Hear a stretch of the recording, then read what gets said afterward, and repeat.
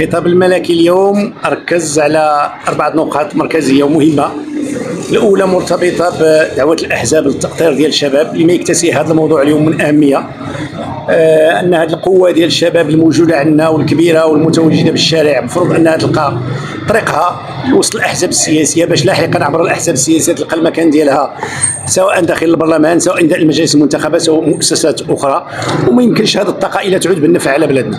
المسألة الأخرى اللي تكلم عليها جلالة الملك واللي هي استكمال الخطاب العرش اللي تكلم فيه جلالة الملك على أن بلادنا تسير بسرعتين، فهو اليوم دعا الحكومة مرة أخرى على أنها تحمل مسؤوليتها بأنها تربط تحيد الهوة اللي ما بين المناطق وتتكلم أساسا على المناطق الجبلية والمناطق الوحية اللي قال بأن مناطق عرفت واحد النوع من التهميش اللي المفروض أن السياسات الحكومية تمشي باش تردم هذه الهوة ما بينها والمناطق الأخرى.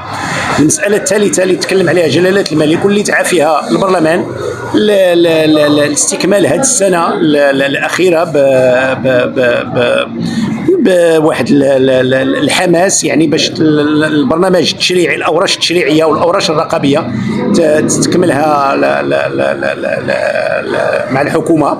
وفينا نتكلم بأن المصلحة العليا للبلد ما فيهاش الفرق ما بين حكومة وما بين أغلبية ومعارضة. والمسألة الأخيرة اللي تكلم عليها واللي هي أيضا مرتبطة بما يحصل اليوم في الواقع هو أن قال جلالة الملك بأن لا تفاضل بين المشاريع. بقدر ما كأس العالم مهم، الصحة والتعليم مهمة. بقدر ما خصنا نوفروا الامكانات الكبيره باش ان بلادنا تكون عندها تعليم وصحه جيده، بقدر ما الاهميه ديال الاوراش المرتبطه بالكاس العالم مهمه لانها بجوجتهم تيتكاملوا باش يعطونا المغرب الحديث والمغرب ديال المستقبل. شكرا.